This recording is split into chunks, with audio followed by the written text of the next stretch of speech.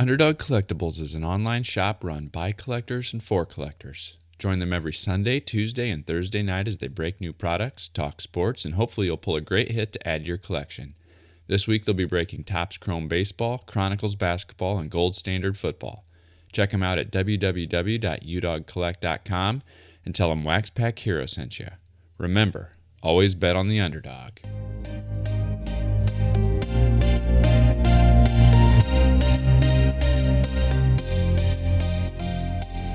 You're listening to the WaxPackHero Sports Card Minute, a podcast where we discuss both the hobby and business sides of collecting.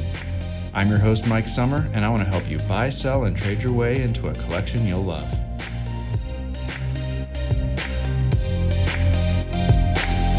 Hello, everybody, and welcome back to the WaxPackHero Sports Card Minute. Today, I want to take a few minutes just to kind of think out loud, I think. There's been something that's been on my mind for a little while, especially over these last 2 years where supply has been an issue, allocations have been an issue. We've seen sealed wax prices escalate, and a big piece of that is because of scarcity, and the demand for a lot of products is much higher than the supply, and that's leading to astronomical prices that we're seeing for sealed wax. And so I just got to thinking, what could some potential solutions be to that? Is there anything that we could try within the industry that would help alleviate that shortage of supply that we're seeing? And so I had a couple thoughts and a couple ideas that I've been thinking, and I'm the first to admit that I'm not an expert on all of the behind-the-scenes supply chain issues and the logistical considerations of negotiating with printing the printing vendors and those types of things, the scheduling that goes with that. And so I think there's a lot that I may not know or I don't have a lot of the detail on, but there's a couple ideas or maybe one main idea that I wanted to float out there as a potential solution to not solve all our problems, but maybe just help alleviate some of that concern that we're seeing. Okay, so here's my idea. What if we took one product from each of the major sports? So Topps and Panini both took one product from each of the major sports, and instead of it being only printed to a certain quantity from an original pre-sale window, they essentially just continued to print that product all year long to the demand of the orders that were continuing to flow in. All the other products they would continue to do like they're doing today, which would help protect some of that value by controlling and having a somewhat controlled print run so that there's still a little bit of scarcity there. But there'd be one product for each of the sports that would just be essentially printed to order all season long. And here's my idea. So the reason I think that might be worth considering or at least exploring the feasibility of is because the majority of the products, they're still going to be managed and controlled from a production level perspective. There's still going to be that higher level of demand, that general scarcity that it currently exists. But there'll be another product that fans and collectors from each sport will have access to at essentially MSRP all season long because there won't be scarcity. And so there'll be plenty of products for flippers and breakers and that type of thing, but there'll be one product for each sport, theoretically with an abundant checklist that should be available all season long, kind of like we saw in the 80s and 90s when you could find the main product from each season all year long. That'll give collectors an opportunity to continue to put together those sets, and it would also still have another product or many other products for the flippers and breakers to do. Now, what would that product look like, right? That was one of the questions that I got when I threw this out on Twitter. One of the questions from Rob at GoGTS was, so you're saying a product essentially with no hits and only non-serial numbered parallels? And my answer is yeah. I think we're seeing a lot of popularity right now with a resurgence of base card interest, a resurgence of insert card interest.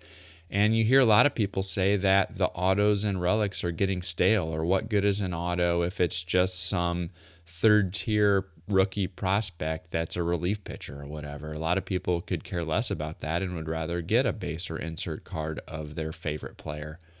And I think there's probably some truth to that. So would there be demand for a product that didn't have hits, that only had non-serial numbered parallels in it? I think there probably would be, or at a minimum, I think it's probably worth exploring.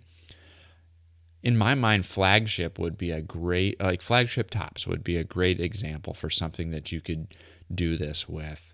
You could strip the hits out of that. There's plenty of other products that have hits. It's a robust checklist, and you can just continue to go with it all year long. Or maybe a flagship-like product where it comes out mid-season or at the very start of the season and continues to go all year long. I don't know. I don't know exactly how it would look. I think there's things that you could experiment and play with and learn, but I think it's something worth considering. I think NBA hoops would be something in the basketball line that would be a great product to do this with. And football, I'm not sure what you'd pick. Donruss or Score maybe. Wait just a little bit so you can get some photos of the rookies, at least in their mock jerseys and something like that, or at least Photoshop in a professional jersey so it's not a college uniform that's being printed all year long. Anyway, I think there's opportunity to explore whether or not there would be interest in providing a product like this and see if there would be continued demand all year long. I had a couple people on Twitter say that I was crazy for even suggesting the idea, and that printing to demand all year long would only raise prices even further. And I'm not sure I really follow with that logic. Just the kind of law of supply and demand would lead you to believe that if you're continuing to manufacture a product to the demand that exists, the level of scarcity would be non-existent. And so escalating prices over MSRP shouldn't be an issue at all. One consideration that was very valid that Suze brought up was based on the current logistical model of the printing vendors, that would be a very challenging thing to do.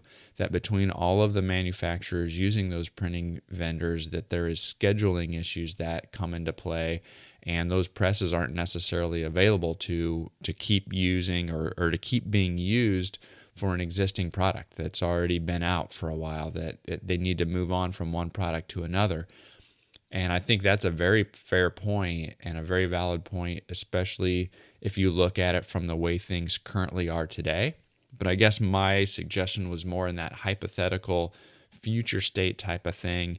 Could you design your logistical flow to accommodate this? I don't think it's out of the question that if demand is there, that certain printers could continue to expand their capacity, or they could leverage some of their other facilities that they aren't using today to accomplish some of that demand or meet some of that demand.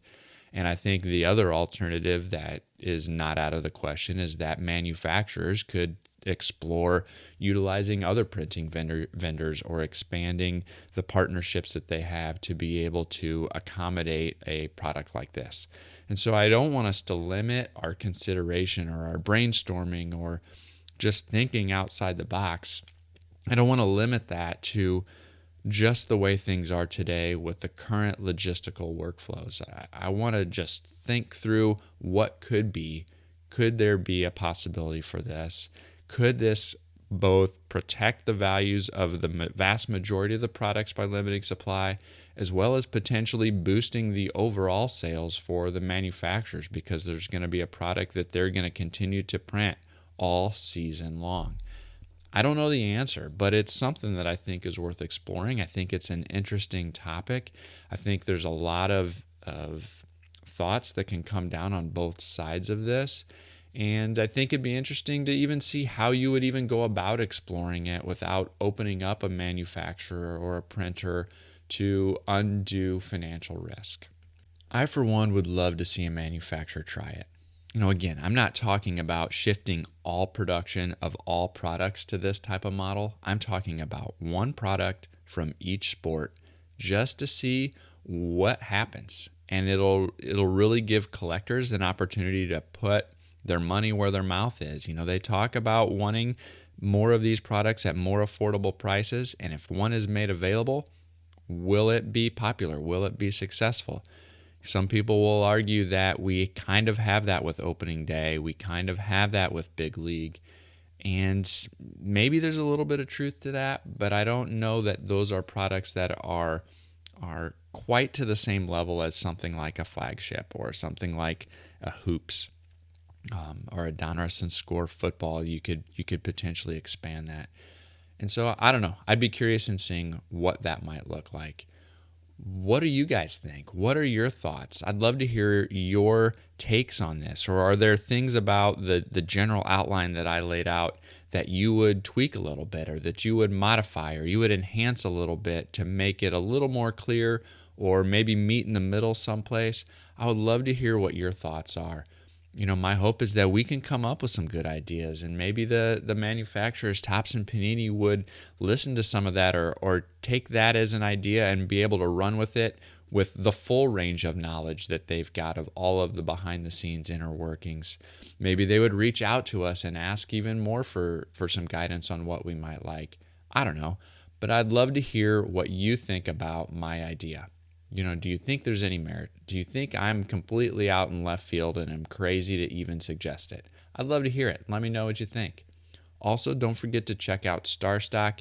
They've been going for a few months now. As I've said before, I've been having great success buying and selling on the site. I continue to put together a third submission of things that I want to send in, and I can't wait to see that happen here in the coming weeks.